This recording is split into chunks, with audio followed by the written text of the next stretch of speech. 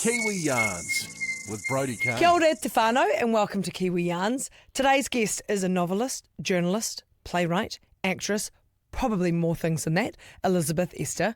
Elisabeth has just released her first novel, Seed, which is also actually an award-winning play. It follows the fertility journeys of two sets of friends and how different those circumstances in life can be. The backstory, or stories, should I say, behind this novel being here is one that probably deserves its own novel as well. And look, for me, as a kid who ate Shortland Street for dinner almost every night in the 90s, it is pretty cool to be sitting across from evil Nurse Carla. It's quite a special moment. So we'll go everywhere. Elisabeth Easther, thank you and welcome to Kiwi Yarns. Tēnā koe, lovely to be here. A genuine how are you is always the first way we start the pod. Awesome. You're awesome. In spite of the world, yeah. Good.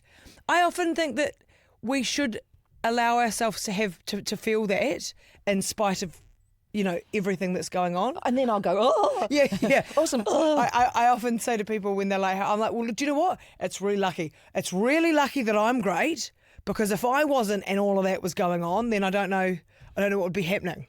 Yeah, I mean, it's always there can be some guilt to feeling good when the world is turning to custard. But I did bicycle here, in case you notice, it's just because it's a regular bicycle, not one of those electric things, and so it always gives me like woohoo. You get a big woohoo. And because are you over? I mean, for people that don't know where on earth we are, we're sort of in College Hill, Ponsonby-ish in Auckland. You've got a few. You're a few suburbs over. There's some hills. Oh yeah, there were some hills. Yeah. And look how fabulous you look. Well, Yes. Did you bike in your dogs? Yeah. Fantastic. I love it. Now, just to let the people know as well, thank you for being so willing to come on the podcast. That's a pleasure. Thank you for having me. That you were a month early. Like, let's tell the so people keen. you turned up a month ago, ready to go. Well, you see, I write things in my diary, and the thing I wrote, I didn't write the actual date of this because you'd put a calendar invite. They're amazing, by the way. Calendar invites? Oh, they're just genius, because quite often they'll go off and you're like, oh, that's right. But I wrote in my paper diary, Brodie Kane, just have a think, look up the questions rather than just go stunt mullet. And so I just, decided that looking at the questions extrapolated to being here. Well, look, it's a pleasure to have you here the second time. Congratulations on this, by the way, Seed, which I think I'd love to unpack what seems like many layers to how this came to be. And you just said to me before we recorded that you're number one best-selling fiction here in Aotearoa. It's 3 now, but it was number 1 for a couple of weeks when it first came out. We love that. I know, it's so exciting. The first of the layers to unpack being that it kind of started as a novel, but then it became the play, and then it became a novel again. Yes, over many years. Yes, so tell us about that. And if anyone wants to be a writer, this is not the way. This is a very unorthodox, and also sort of, this is just, if I ever wrote another book, I would rather it didn't take this long and so much stages. But I mean, that's also part of life. I'm very impatient, so I had to deal with that. So I was going through some fertility things, as people do, and anyone who's a writer or a storyteller will sometimes put their feelings on paper or into a play or a podcast or something. And so I was having these feelings, and some of them were quite challenging, and the best way to deal with it was just, and some of it's quite funny, like when you're doing all this stuff, I mean, people are right up in your business. And so some of it was, you had to laugh because it was just so outrageous, so miscarriages and stuff, it's not that funny. But, you'd find yourself in rooms with just a whole group of people talking to your private areas with shining a light down there, and you just go, oh my God, out of body experience, how is this happening? I really need to write about it. So I just wanted to get a lot of it out, and the form started as a novel. It was just words, and then I decided that it was easier for me and from experience to put on a play, because I've put on plays before, I've written them, I've been in them, and you can put on a play in somebody's living room or at a bus shelter, if you're feeling really wild. And then you could say you had a full house because there were only room for 5. And it's sold out. When the number 18's gone, you can actually come back in again. Anyway, so I then turned it into a play and quite quickly wrote it. And I thought, I'm going to enter it in a competition. So I entered it in the Adam Award, which is run by Playmarket, the New Zealand play agency. And it won. It just won. Like I wrote it in a couple of months, and then I put it on The Basement, and that went really well. And then it did some tours and some other seasons, and some randos in Germany did it. Fantastic. Yeah. And so then I thought, oh, okay, this story has been tested and tried and it's worked. And I learned a lot from it as well. Like there was one person who she's a midwife, one of the characters, and she decides to do a self-serve baby making thing. She's really happy not having a kid for ages, turns 35 and a half, and suddenly goes, oh my God, I think I want a baby. I'm watching them made all day. And so she decides to try and pull when she's ovulating. And obviously there are very issues of consent there, because not telling people, and maybe also if somebody was unable to give consent, things like that, where I sort of thought I probably need to make some sort of author commentary here, like, this is not okay, kids. She knew it was wrong, but she unzipped his pants. So it developed. It's developed such a lot. And so from novel, messy novel, not even a novel, words to play, back to novel has taken 12 years. And a lot of people. Yeah. And so, but also you write a lot, and you have written for a really solid chunk of your life. And I do want to talk about your love for that.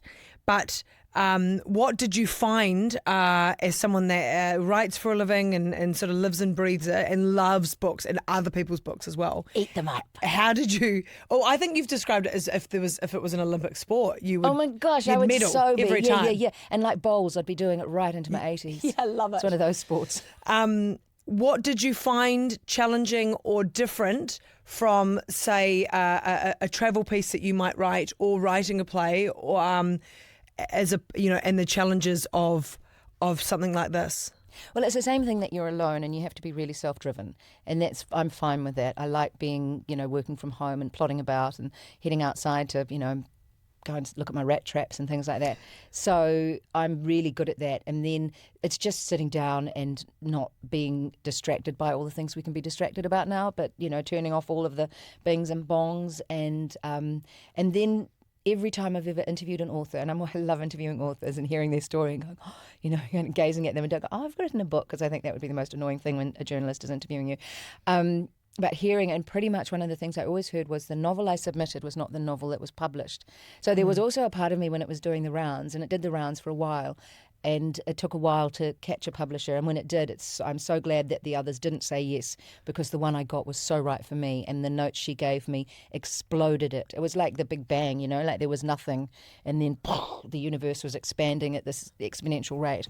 So Claire Murdoch from Penguin just came along and redefined it. She just, it was amazing, because no one likes to rewrite. Like if I send a story in and the editor goes, oh, I was just wondering, did you get anything about her dead parents? And I was like, oh, yeah, okay, I'll go back and rewrite it. It's a pain in the ass. Yeah. But, with this, I knew that everything she said was so right. And so, but it was also quite paralyzing. I was like, oh my God, this is major. I mean, you've run an ultra marathon. I feel like it's that. I feel like I've run so many marathons as opposed to a sprint. And it's also a real labour of love. Like, people, I think it can seem like a great idea at the time, and it is still a wonderful idea. And then it's like swimming. It's like an ice bath. But it's there forever. At least you're on the bloody ice bath. Like the ice bath, you're out of it. You get out after of it like 3 minutes, like a rocket. But I think as well, though, like I don't like to in interviews. I don't like to unpack it in a way that people go, "Oh, cool, I actually don't need to buy it now." But I would love a sort of a quick summation because it weaves into some, as you've already alluded to, some very, very different fertility journeys. And I feel like as well for people, people will be able to relate in some way or know someone that sort of has a similar circumstance to the characters in the book, but also it's a really meaningful way, I think, to bring what can be a really tricky topic for people to discuss, even though it affects so many people. So, and I know, and we'll get into your some of what you had been through personally as well. But was that kind of a bit of a motivation behind it? Is that here's something that's fiction, but actually also real life? Well, as it's progressed, I have become very aware how a lot of people have shared their stories with me either after the play or having read the book. And that's really lovely. But that wasn't my motivation. I think when you're a self-employed person, you're constantly mining your life for experience. You know, like if I go to Huntly, I'll go, I'm going to get a travel story out of this. If I go to, it's a very cool place, by the way. And did you get a travel story out of Huntly? Yes, I did. Called it the Riviera of the Waikato. Anyway, yeah, so like always looking for a way to, is there something in this?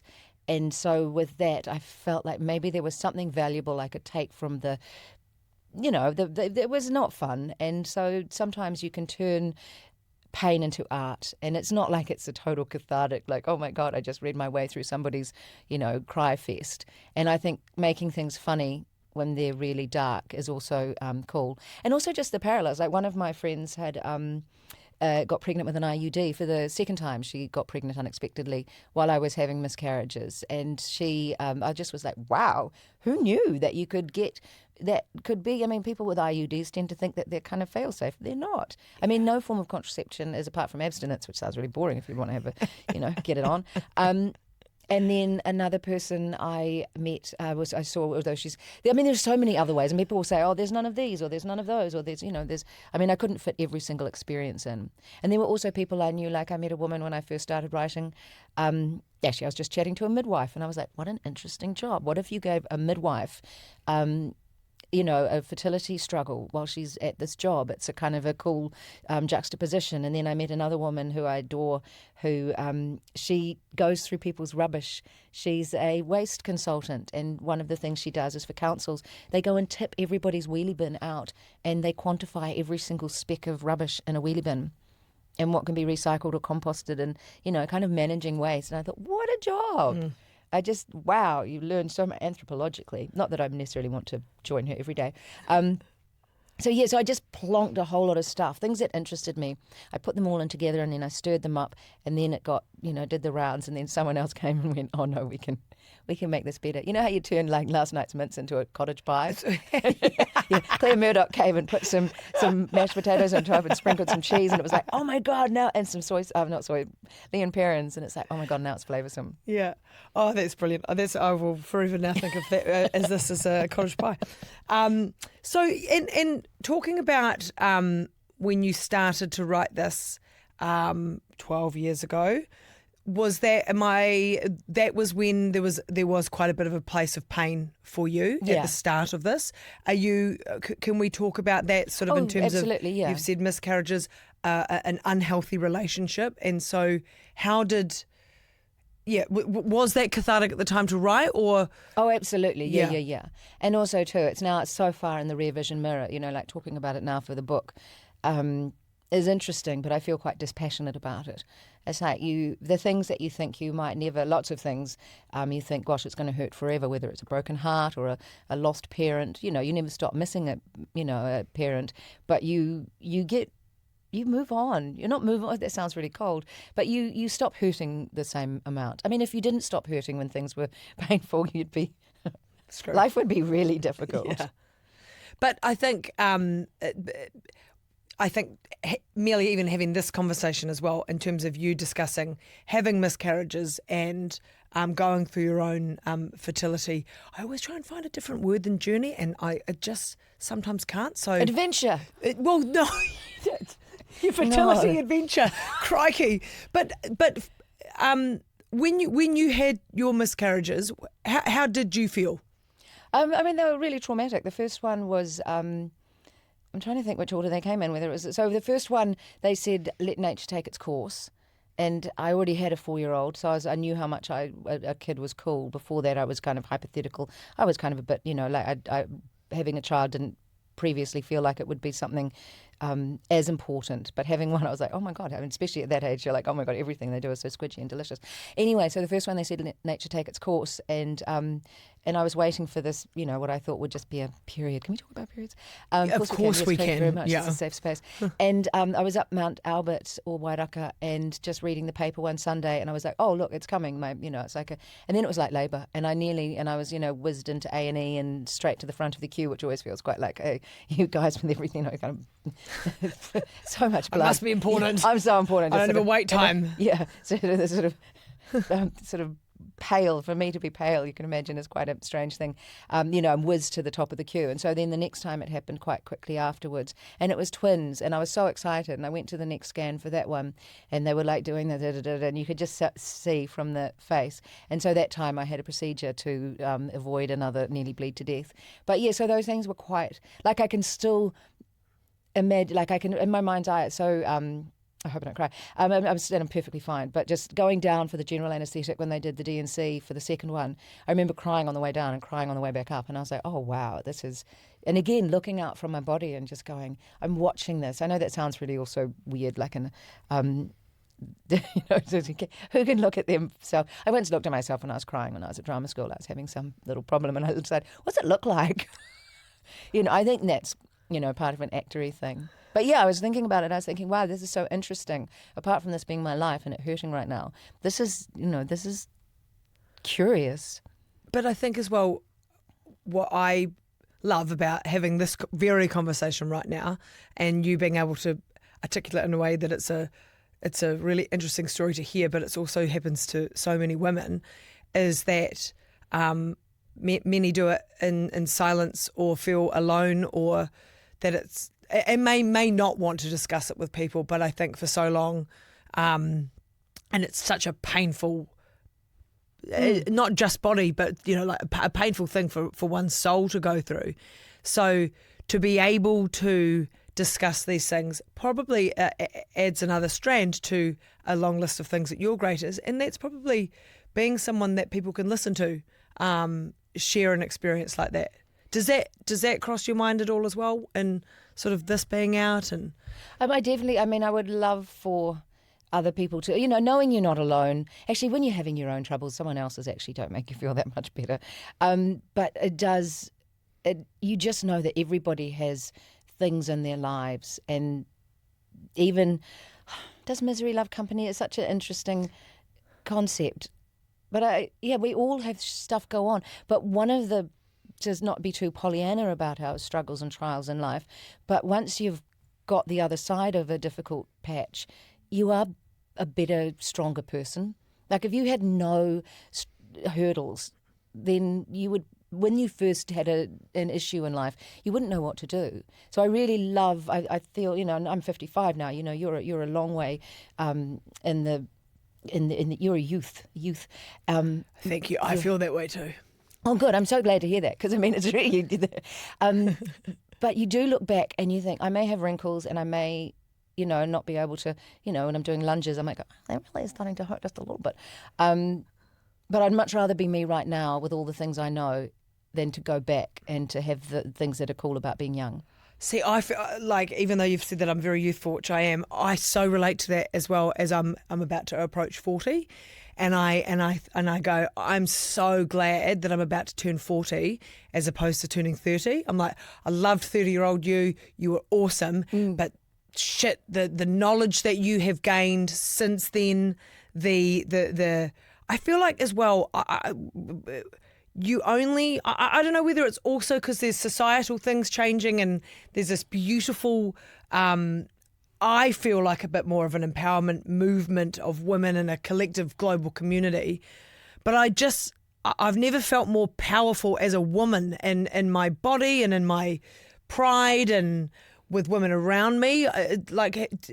Is that something that you feel as well? I'm nodding so vigorously. Right at dawn. Yeah.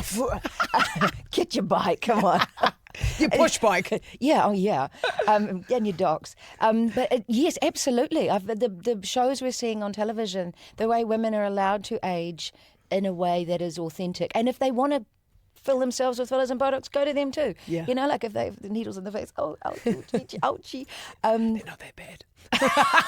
It's just a small prick. Small prick.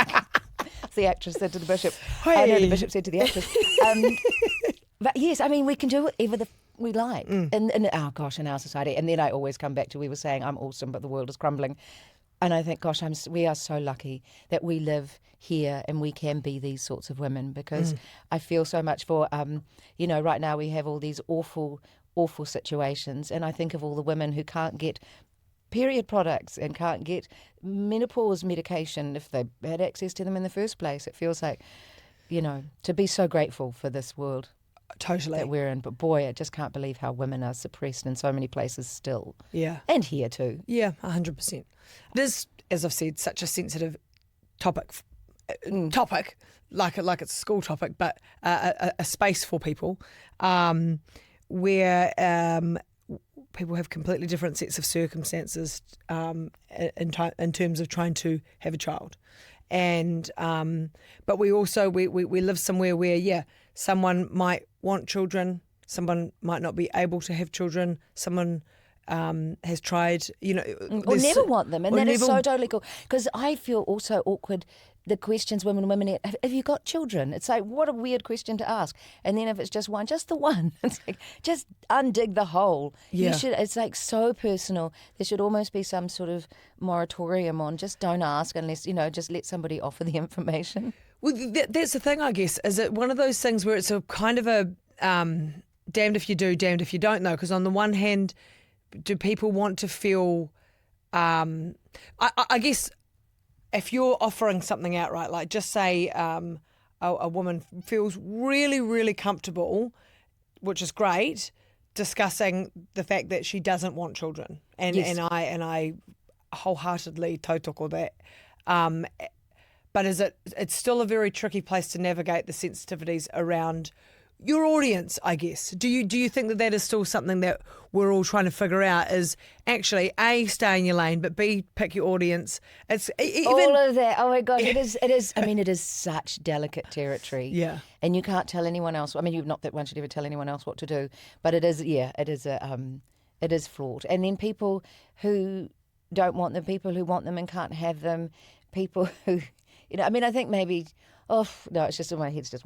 Sorry. It's so big that I don't even know words for it all. No, but I think that is one of the ones, because that makes it tricky, because you want there to be a safe space for people to be allowed to feel sad and angry and hurt about their own experiences, and actually safely be able to feel I guess jealousy and whatnot, or frustration at other people's journeys. But I guess it's a tricky one to know how hard it must be for all of these truths to exist without like offending or hurting another. I don't know if we'll ever get there where it's like, there's always a chance that we'll, and even with all the goodwill in the world, some people will be hurt or. And also I have one of the people, as the story expanded, after the play sometimes people would, when it was first on, people would come and say things. And I remember women coming up to me and their daughters were having trouble. And one daughter would be breeding with, and popped out 3 and, one every 2 years without it, every time she thought about it. And another one's trying all these procedures and never getting anywhere, and feeling, and how Christmas in their household was so fraught because these 2 sisters who you'd imagine were kind of similar in body and situations were not having the same outcome. Yeah, but I think I don't think there's some sort of magical answer to the difficulties around that. One of the things though that I enjoy in our 23 minutes together so far is the fact that you use, this is something I really quite like too, and I want to know where it came from. You use humour, self-deprecation, and obviously quite a bit of dark humour. That they seem to me as sort of like personality traits, which I really, really like myself. Is that sort of evolved over? Can you put that to particular things like upbringing and or career choice and or the industry, or just you're born with it? I am hilarious. I mean, it's just. Yes. It just, sometimes I say stuff and I just don't even realise it's a joke until it's come out, and I'm like, oh my God, that's hilarious. Sometimes I'm by myself chatting away as well, which just feels like a real wasted opportunity. But yes, I don't know. My family was very wordy and funny. My mum was a writer and my dad was a doctor who really wanted to be an actor and a writer and did lots of things outside of doctoring. But it was quite a chatty family. Yeah. And on that, so your mum was the first female television producer in this country. Yes. That is incredible. I She was amazing. So she actually was busy doing her thing. She didn't get married. She didn't meet my dad until I think she was 37. And they didn't start having babies till 38, 40, 42. I was 42 when she was born because she was busy having this amazing career. Awesome. And she even wrote her first novel that she wrote before I was born, and that must have been 1962. So she got a Fulbright scholarship to go to New York to study television when television was new.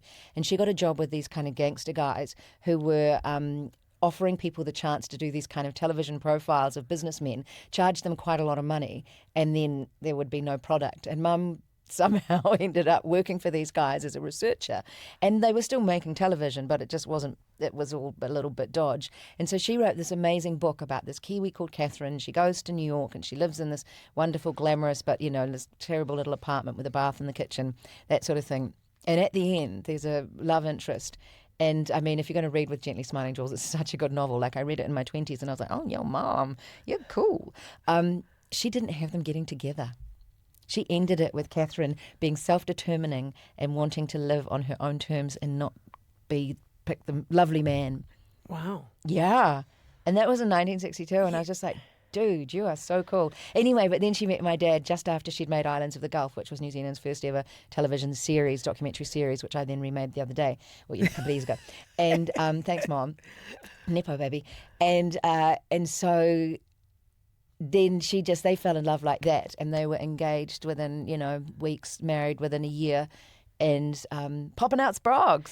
And actually, though, as well, for the time, quite Oh, late she was late in the super- piece. Gosh, Oh, and I used to- they would have thrown around the word geriatric for her. So much. My yeah, God. Yeah, she was super geriatric. Yeah. But I remember sometimes in playgrounds, people would go, oh, you go and ask your grandma. And I'd be like, she's not my grandma. And if she hears you say that, she'll fucking belt you.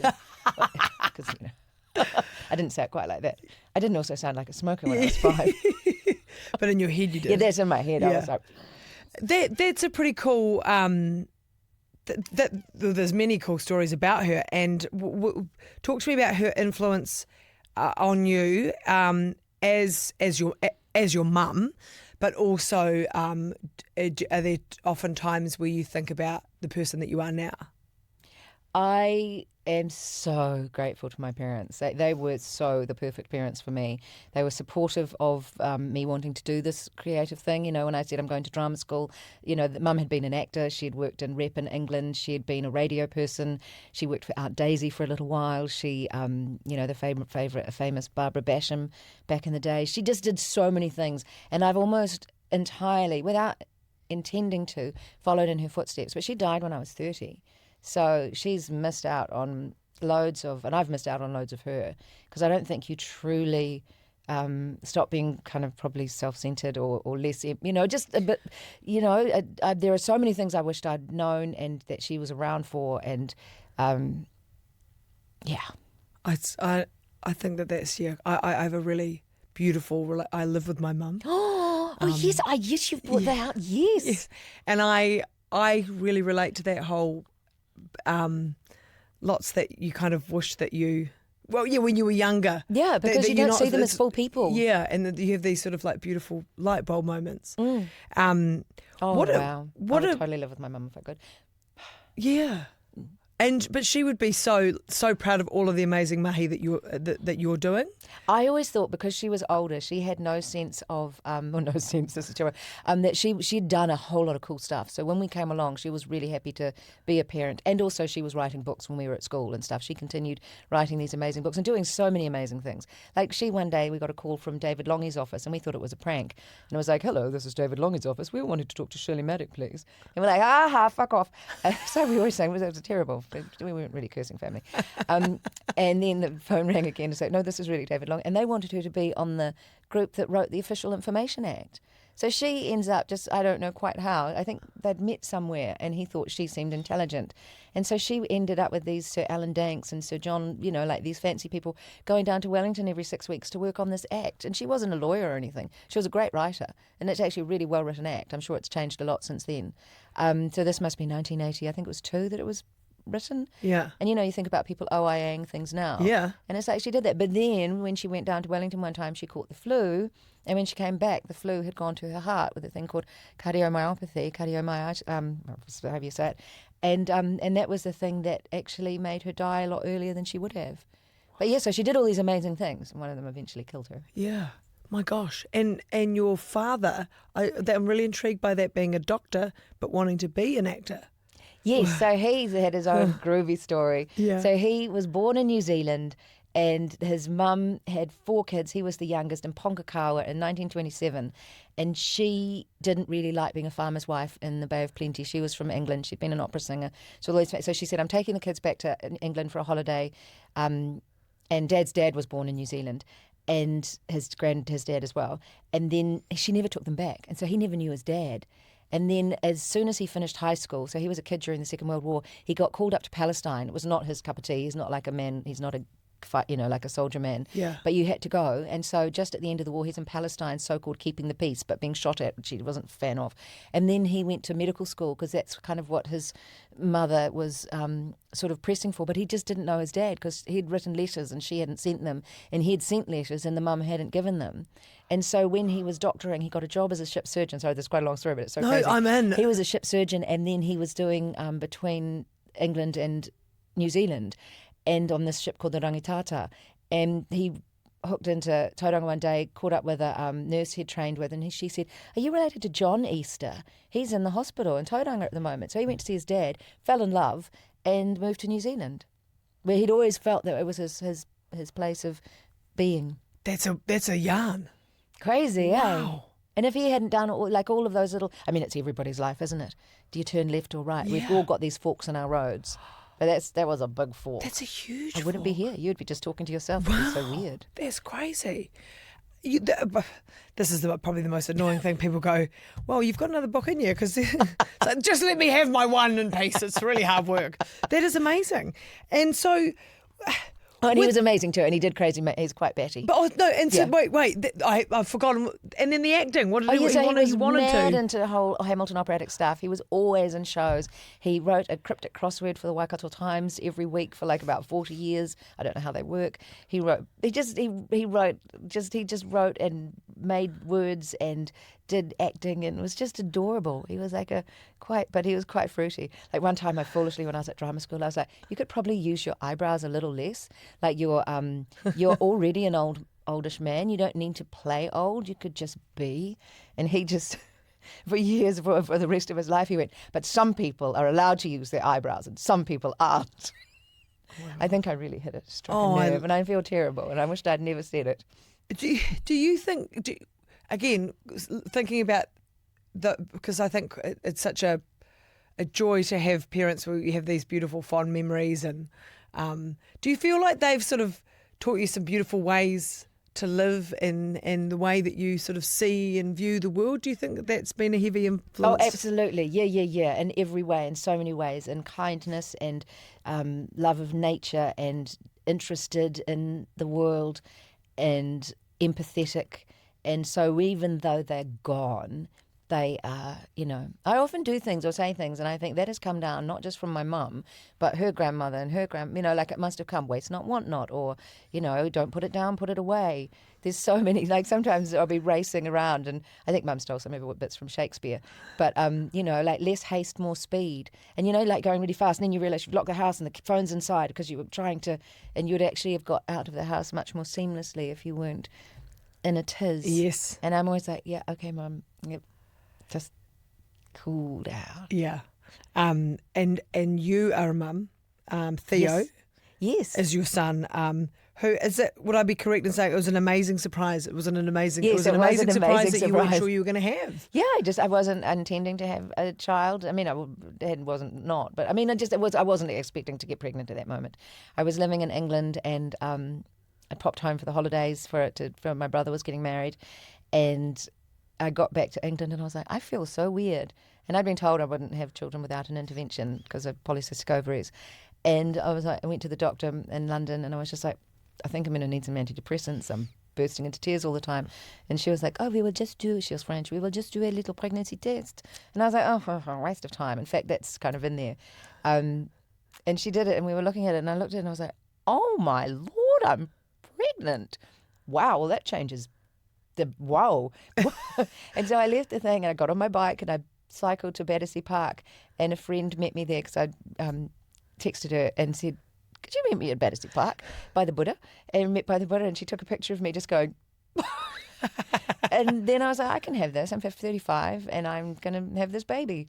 And then so I came back to New Zealand, and, you know, it's been an absolute joy. Theo is a, like, you know, you're climbing trees and you're singing silly songs. I mean, he got the benefit of an amazing story reader, like professional story reader, for free, like right up until when he told me to stop reading to him at about 14. I was going to ask that. Were you the before bed reader? Oh as my well? God, yeah. And some of the books, it's really funny, you know. You think, do you remember I Wish That I Had Duck Feet? Not really. It's like, we did it like 1,000,000 times. I know it off by heart. You really don't remember? Okay, that's fine.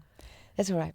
Oh, but isn't that because my parents read to me every night before bed, or, you know, we'd read books. Luscious time. Yes, and my mum, when she looks after my niece and nephews, so I think actually maybe it's just Michael now, he's 8, but maybe the other two are a bit older, but same thing. She would always like books before bed.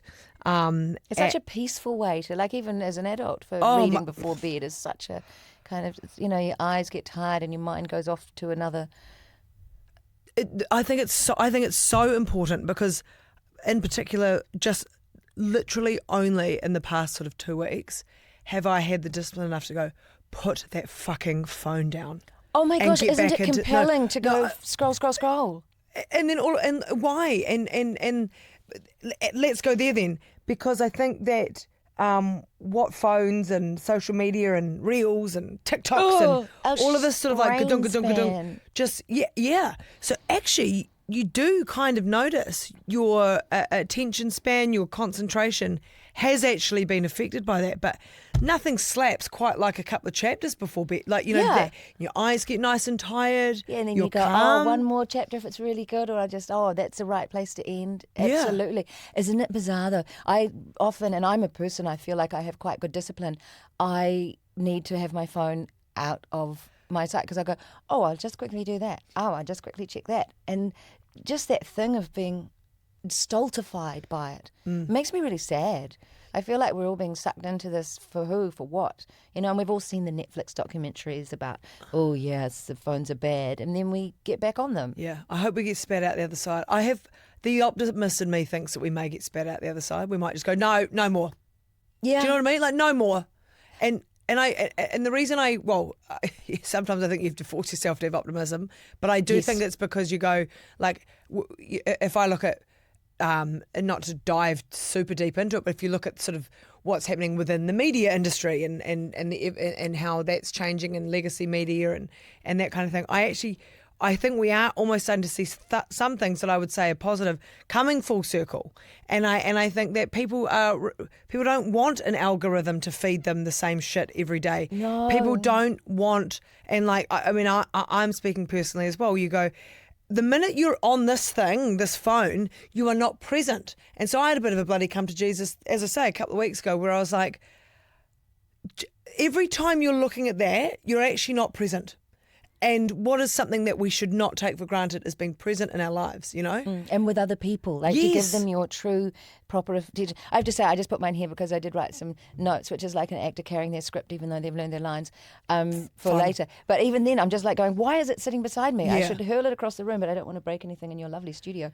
That would be so rude. No, I don't think. But I do feel like hurling it a lot of the time. Yes. But then you've got the FOMO, you know, which we didn't even know what FOMO was before the internet. Yeah. But the acronyms, oh God, the acronyms.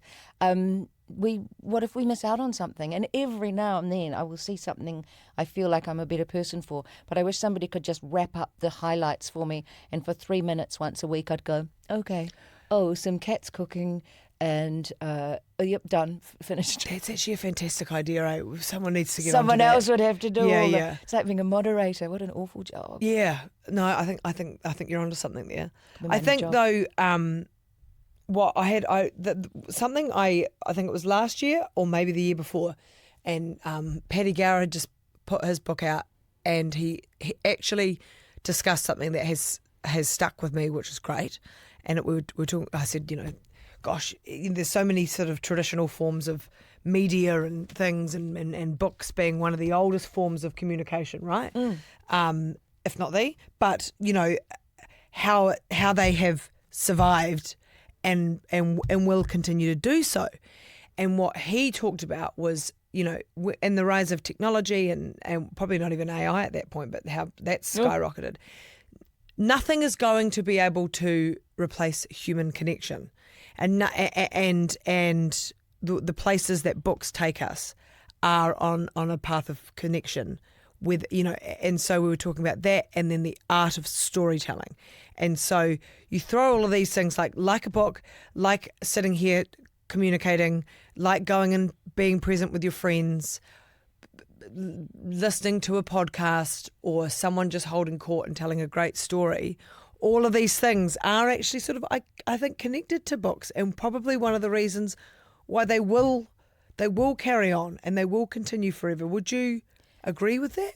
That was kind of a massive statement and a question. Yeah, but I'm totally with you there. And I was just thinking, I was imagining while you were talking, how wouldn't it be nice if groups of friends went out for a walk in actual nature and said, let's leave our phones in the cars. As much as it'd be nice to take a picture, maybe if somebody wants to bring a digital camera, that's great. Yeah. But let's just put them in a lockbox, like at the beginning of White Lotus. That was hilarious.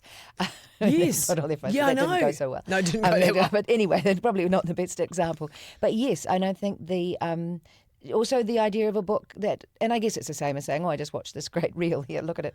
But, I love this book, here, you read it, like lending a book and knowing that somebody's going to have that same experience. There is a lot to be said for being taken away by a story, and a longer form. Like, I imagine what brains are doing. Like, if we were to look at people's brains now, after, an hour of, phone watching, and then an hour of reading, or an hour of listening to music, or an hour of playing the piano, or an hour of, of the guitar or something, doing something, the brain feels smoother and calmer. Riding a bicycle instead of getting stuck in traffic. Yeah. I mean, every now and then someone wants to kill me, but that just enlivens me. I'm still alive. You tried to open your door on me, but I'm here. Yeah. Yeah, I think that's a wonderful point actually as well, because they're relentless, and your brain can't switch off when you're on your phone. Imagine how much is in there. Oh God. I remember a couple of years ago the fact being something like we consume more in a year than our grandparents did in their lifetime, but I actually think that's been squeezed now. I think it's something like a week. We consume more in a week than our grandparents did. And then did. what do we do with it? Like, how does it's sort of like, you think about if you have a fire and you put, we know not to put plastic in a fire. We probably try not to have many fires now as well. But, like a good piece of firewood, nice bit of hot mix, as opposed to putting a lot of plastic in there. I feel like the toxic fumes from non-stop interneting. And yet I love email. I know a lot of people don't use it anymore. But it's really handy to be able to send somebody a message and get a reply. Oh, 100%. Have you even, slightly even off on a tangent now though, have you noticed as well, I've noticed that any time, which isn't all the time, but I still enjoy doing it, that you actually write with pen and paper, that your handwriting's gone a bit down the gurgler? I'm having to sign books, and it is actually quite confronting to see. So I've it was some felt tip pens that left over from my son's, childhood days, which he didn't take to university. I don't know why. Remember the olden days, a school project, and you had to do a little board around the side. Anyway, that's all gone. Luckily for me, I was terrible at art. But so I'm doing my signing of books with coloured felt tip pens, because at least if it looks like a baby did it, at least it's a pretty colour. Well, just so sad. Do you do? Is it just your first name? Oh no, I go enjoy or happy reading, or if it's someone I know, someone told me yesterday when I was doing a talk that they were writing a book, and I said, I can't wait to read your book! ! Smiley face. Oh, that's quite nice. So yeah, I go quite hard. I mean, eventually, with the second book, I'll be like, well, you'll be like, no. Yeah, just like someone else will do it. Yeah. Well, I mean, truth be told, I went to go do a first round of signing books, and I. Oh, one of those warehouses where you get like 1,000 of them. Yeah, and I didn't know what the rules were, and I'm a smart girl, but this was not one of my smartest moments. And I opened the first one, and I actually put my signature, my actual signature. You were writing, signing a form. And Holly was like, "Look, first of all, two issues here. That does look like your signature, so people might try and rip you off or something with that. And also, They're going to reel that me. is going to take you. We are going to be here all day. I recommend just your first name, maybe a couple of kisses, and we move on. I was like, Okay. that makes sense. That makes sense. But actually, a good forger could do it for you. Yeah, Someone should actually. There's a job for someone. probably. Signing books for people who can't be asked. Yeah, fair enough. Or their handwriting's deteriorated. Yeah, well, like calligrapher. like it has. I know. How are they going these days? Mm. Now, I don't know whether I'm gonna find out. Obviously, whether this is something that you get sick of talking about, being evil Nurse Carla, or you go, that was me. Like, well, I mean, sorry, it wasn't you. It I was don't a know if character I'd you be played. here if I hadn't been evil Nurse Carla. Well, would I? right. Some bitch has got a book out. I don't care. Yeah, Oh, Carla's evil got a Nurse book out. Carla does. Say less. Bring her in. Bring her in. But I so mean, I get that. Yes, no, I'm perfectly good with it. I love. Because sorry, now I'm getting. But it was like, it was a big part of New Zealand history, like Shortland Street in the 90s. It connected us all. massive. And then you steamrolling as the first murderer. I mean, that's iconic. And I Yeah. don't throw that word around often. No, but it was you know, iconic. It was, and it felt like I didn't really know what I was going in to do. It was just like, oh, do you want a job? Yes, I'd like a job. I'd auditioned to play Tiffany Pratt, and they thought I looked a bit like Robin, so they thought they'd write her a sister. yeah. And this is the olden days where it was all pretty kind of that's as simple as like a character got born out of. And for you talk about the Robin Robin Malcolm, Malcolm. yes, the yeah, Robin yeah, Malcolm, The yeah. Robin Malcolm we love. Yeah, she's adorable. Yeah. And so powerful and strong. And so I turned up, and I think the first day was a location day because they always shoot the location of the block before, and so we were doing some team building exercise, driving to the North Shore as someone who's never lived in Auckland. Oh my God, before map apps. Oh, I love map apps. Yeah, that actually, don't that- take they can those stay. away from me. They can stay. We'll have a list of stay and go from the internet when we later. Yeah. And I think I was wanting her. She pushed me. I made myself look as if she'd pushed me down the hill. And I remember being dressed in this thing with a blindfold on and going roly-poly down the hill, and then a stunt person came and did a little bit of it. And it was just really weird too, seeing someone dressed like you with a wig like you and then turns around and has a big beard. And you're just like, it's just so random. And that was just so, it was like, this is so much fun. And on location days, because they don't actually do catering on Shortland Street, but on location days they did. And I didn't realise that I was going to have to pack my lunch for the rest of the 18 months I was on it. A lot of people are going, pack your own lunch. My God, lady, everybody does that. I also do now. And it was great. It was like so much fun. Like we did so many kooky things. And then in the weekends, if you wanted to, you could go and do fundraising for the Westpac Rescue Helicopter or something, and you'd get dangled out of helicopters over the Thames Sports Ground. It was a crazy, I was 25, 26. It was so much fun. But then I didn't realise that having done that, I would probably be unemployable as an actor mostly forever. Or I might not be very good at it. That is also something I've come to terms with recently. Sorry if this seems like a silly question, but like going into that role, was it always established that you were going to turn into a bit of a psycho, or did that morph? Like I remember when I'm just thinking of the script reading. I remember it with like Game of Thrones and. Spoiler if you haven't seen it, it's too late. But Daenerys Targaryen, she, they're all reading the script where she does die, and so you can see them all be like, and how she does, and they're like, oh. Did you know like from the get go? It's like, right, you're gonna be a murderer, or did that develop? Well, the character had been in England. I mean, they always give you this little breakdown of the character, which a lot of it didn't really pan out. But she'd been living in England. She'd come back from her OE as a nurse, and she'd been working in a lot of retirement places or old folks' homes, and people had been mysteriously dying. That was part of it. So I knew, but then none of that really panned out in the character. Yeah. And then she went quickly from, there was obviously the rivalry between the two of them. Obviously, Ellen, Robin's character, was startled to see her, and then it turned out that Robin had been a champion swimmer, and the other sister felt like she'd been neglected or hadn't had. So there was rivalry, but then it just kind of, it's a soap opera, right? Yeah. They can't just make things normal. Like when I came back the second time, I'd be like, this is getting quite far-fetched. And then I go, it's a soap opera.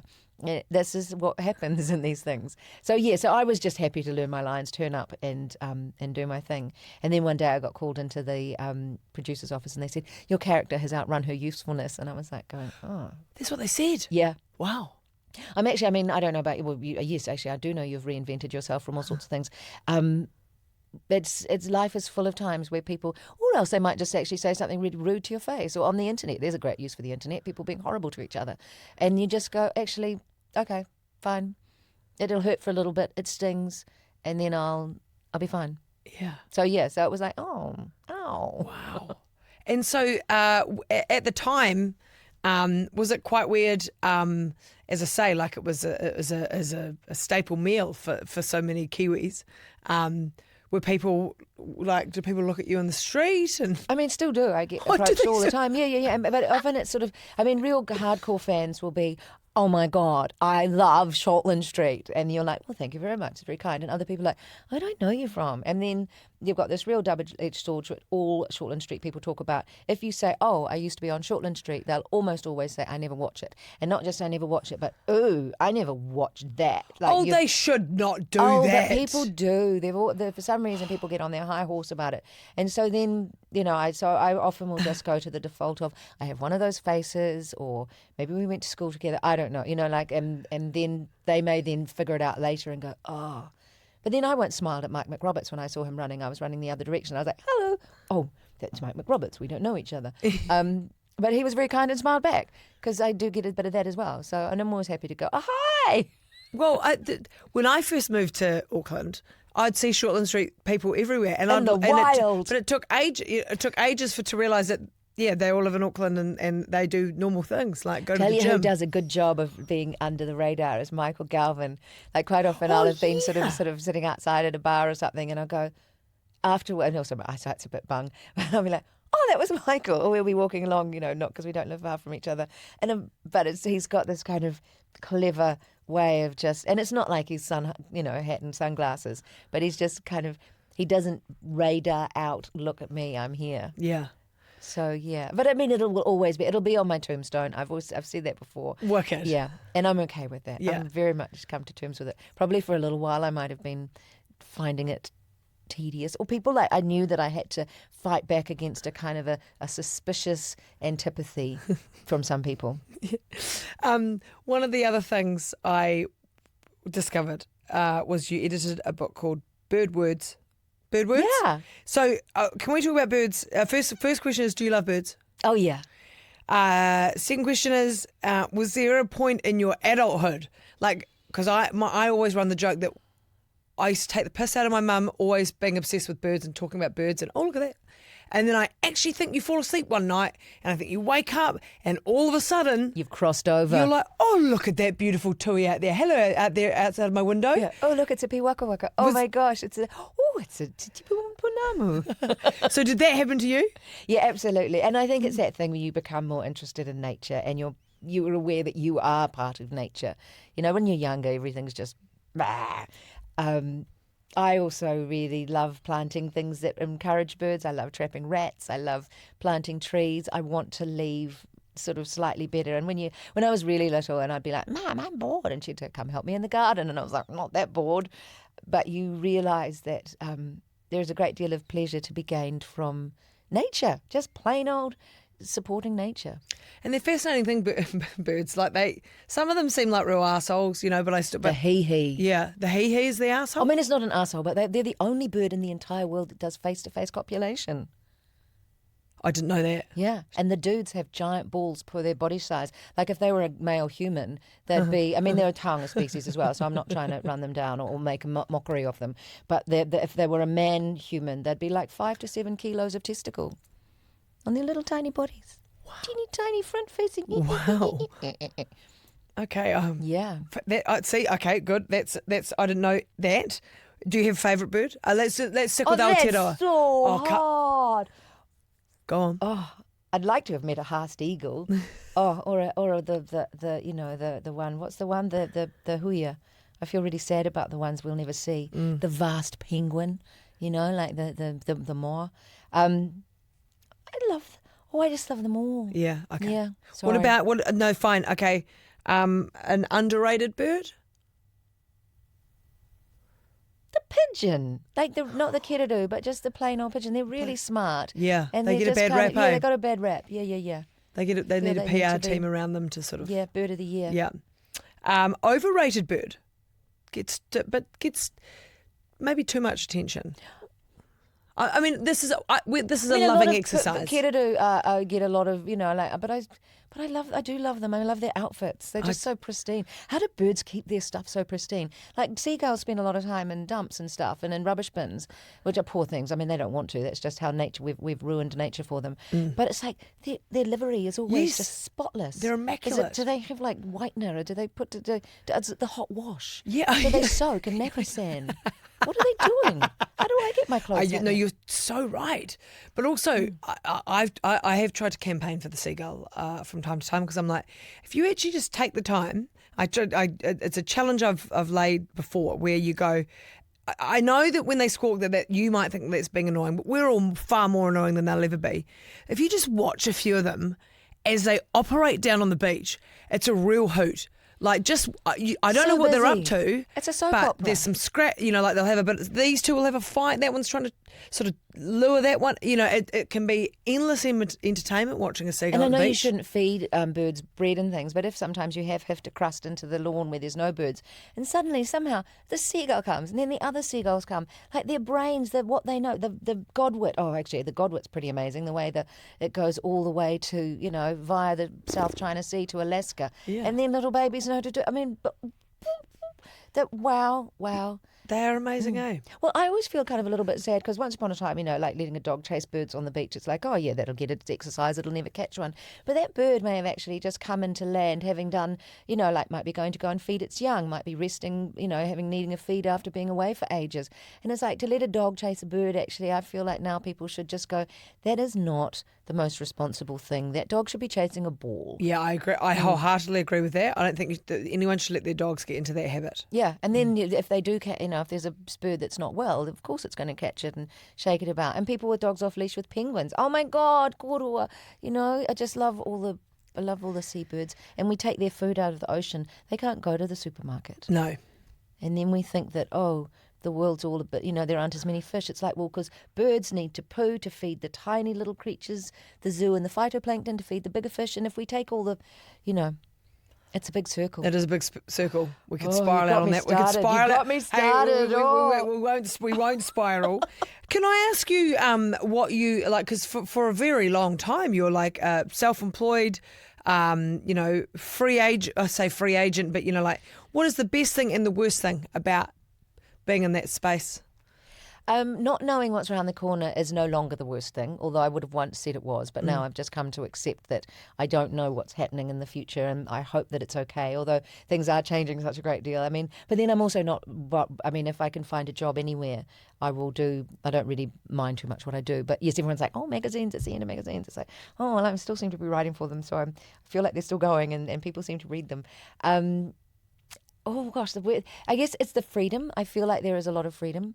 And I love, I imagine this is a great pleasure that you get. I love helping people tell their stories. And with journalism, regular civilians and famous people share their lives with me. And I find that's a great honour, and I take it really seriously to give them dignity and share their fullness in a way that I hope that when they read it, they don't go, oh my God, why did I do that story? Which is a joy. Yeah. Yeah. I think it's funny that you say that the sort of uncertainty. Do you feel like that can be was the worst thing? Maybe isn't now, but do you also? I don't know whether you find that sometimes it depends what week that is. Like sometimes it's like but also, do you feel that you're always? Have you been able to be in the mindset that you're not always on? Like, can you? Oh yeah. And sometimes there's so much going on, and you wonder if you're doing some of it justice, and you just and you're a bit frazzled by it, because saying no is really hard. Because like, what if I say no to that person and then they go to another one next time? So there's also there's that just pressure of. But sometimes I wonder what else I could be. I wouldn't mind being. I wouldn't mind collecting rubbish off beaches, just going along with a little bag and a stick and picking up all the stuff so the penguins don't eat it. You're great. But I don't think anyone will pay me. I'll probably I don't have think to they do will that either. in my private time, which I do anyway. So Yeah. I'll just do more of that. Yeah. But I still have to eat because I feel like I should probably maybe superannuation won't be a thing when I get to be 65. Whoa, Free gosh. buses. I'm really excited about free buses, although I'll probably still be biking. You'll be biking. Yeah. You'll be biking. I'm going to give you your Kiwi Yarns quickfire questions, Oh, which okay. you have prepared for. Which Yes, but I forgot again, to look at. You forgot to look at, But it's and right beside also me, that so were it the might provide reason some you sort of- were the reason you were here a 4 month weeks ago. early. Yeah. Question number 1: what kai is on the menu for your final feed? So it's the last meal of your life. Well, I love cake, but I'm going to have that at the end of my last meal. My last meal is going to be massive. It's going to be like a smorgasbord. I love things with grated cheese on top, like nachos and bolognese and stuff things, but not pizza because that's kind of weird. But I just want to put grated cheese on things. So there'll be some sort of, I guess nachos with a good guacamole, actual sour cream, and then followed by a cake without cheese on top. Yeah. And some some cream fruit. cheese. Yeah, and some really good fruit. Yeah. And and probably I'll have eaten so much by the time that I probably won't die because I'll be just having to digest for another 10 years. You're like, this is awkward. If I gave you a magic wand to change one thing in Aotearoa, what would it be? I'd like all the dicks, people that are just really obstructive and not realising that helping everybody helps everybody, and I'd like them all just to evaporate. Look, I'm not going to argue with that. Yeah. Well, yeah. And I'm sorry if you've got some uses in other ways, but But if you're not on You've board, been- yeah. get out. yeah, Yeah. don't be a dick. Yeah. Don't be a dick. Favourite Kiwi artist or song? Oh, I had this one written down and then I couldn't remember what I said. Because I do so. Oh, it was Greg Johnson. I like lots of things. God, I love that. It's so difficult to say a favourite. But there are albums of his that I put on and I feel like I'm back in the 1990s and everything's just kind of cruising along in a summertime way. Yeah, 90s. Yeah. We've had lots of I love them. They were good, eh? Well, I mean, Tina Cross, Nothing But Dreams. Let's go to the 70s. yeah, Yes, anyway. fantastic. Where would you love to go in Aotearoa that you haven't been? I would like to go, I think, to the Karikari Peninsula. Is that the one that sticks out from Northland? Like you go up to Cooper's Beach and then there's that, what's that peninsula that's underneath Spirits Bay? Is it Karikari? Where are you? Sorry, we're far north, are we? Yeah, far north, please. Down the left, On down the right west side, or the eastern east? side. There's a big Oh, sticky gosh. out bit, and Is I haven't there? spent a lot of time there, and I feel like there will be the really beautiful bays. Is it and- where like Tako, Taupo, Tauranga Bay, all those ones are? Taupo's a little bit lower because I used to live there. Okay. I bought my first house I ever bought was in Taupo Bay. Oh, I was going through it like it was after I got made redundant from a radio job doing breakfast radio and Easy Listening Eye. And I went to the beach to go and be a writer. I thought I'm just going to go and live in this little. It was a shack with a long drop. And one day I was thinking that this is a seagull story that you're not going to like. I was like, the water's tasting a bit funky, so I climbed up onto the roof where there's a sort of corrugated iron thing. And a seagull was in there somehow. dead seagull. Yeah, dead seagull. Oh, So shit. I pulled it out, and then the water was much nicer tasting afterwards. Oh gosh. But yeah, But so I never it's- really, once I got there, I just so enjoy it. And I take my kayak into Whangaroa Harbour and out to Stevenson's Island and just be all over the show. But I never kind of went, I should have done more upness, but I was just sort of, I'd get there and go, oh, I've already driven 3.5 hours. Yeah. I want to. So I'd really like to explore there. But it's such a long way to go and petrol costs $3 a litre. At the moment, yeah. Yeah, I needed It's one of those You need your electric bike. things. Yeah, Oh, I electric could bike. bicycle there. Yeah. I could totally do that. Now you're stranded on the Auckland Islands. Oh, yes, I thought about this. Well, I would want rat traps and I would want to have, because obviously, because I think there's goats there still as well. I was checking out what the predators I'd need to take So you care went of. full. You went full in on yeah, this. yeah, Okay. yeah. I'm going to be doing a whole lot of planting. I'd want to get my vegetable garden down and obviously some sort of structure to live in and a lot of books and tons of food with grated cheese. Grated cheese. And some solar panels. Yeah. And so I could have a fridge. Yeah, loads of food, loads of books, and loads of things that I could do to rehabilitate the nature and earplugs because it will be really loud, rowdy with all the birds. Perfect. Yeah, I I thought like about that. that. I Yeah, love you can go that. too if you want to. Awesome. Well, Or bike there. mine always change. My What would you answers. take there? They literally change. I'd take my boyfriend because he's beautiful, and I also don't like. No, I do like my own company, but not too much. Oh, I'd Like- probably take my fellow as well because he's really practical. Yeah. So he can come because he's like he can make solar power. He can go and get the Hunt things and turn gather. it on. Yeah. Yeah. Yeah. I would take I would make sure that there's some sort of like iPod that that had such big storage that had every song in the world that ever existed on it.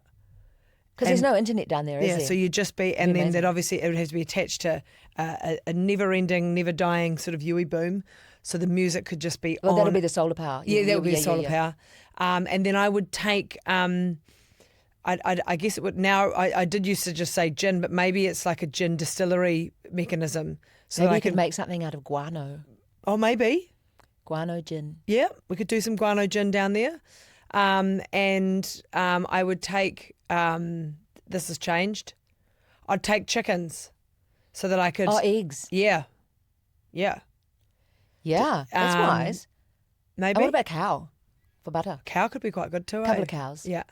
And probably though some like in a really good bathroom pack that's like, and you know, because you're gonna get dry. You're gonna need moisturizer, and you're gonna need sun. The last thing you're gonna be is stranded grease. and have chapped lips and be peeling. Oh my gosh, yeah, no, because but then a lot of those seabirds are very oily, and if one was, but I don't want, but there's going to be some moral dilemmas. Hopefully we're not stranded for too long. It's just to avoid the disappointment. It's just to avoid the disappointment for the while. Yeah. That was an absolutely lovely discussion with you. Thank you for, thank you for coming a month ago, but thank you for coming in and us really doing it justice this time around. And for Seed, can people get it at all, what do we always say? All good bookstores? Yeah. They can, and they can listen to it on the Libby app. I've recorded the talking You recorded book. it? Yeah. Did you enjoy doing that? I did actually. I mean, I record talking books anyway, so I felt like no other lady's going to do that when it's my book. Yeah, perfect. Yeah. But yes, they can get it everywhere. Thank you very much for having me. Thank you so much. And thank you everyone for listening or watching Kiwi Yarns. As always, we'll see you next week.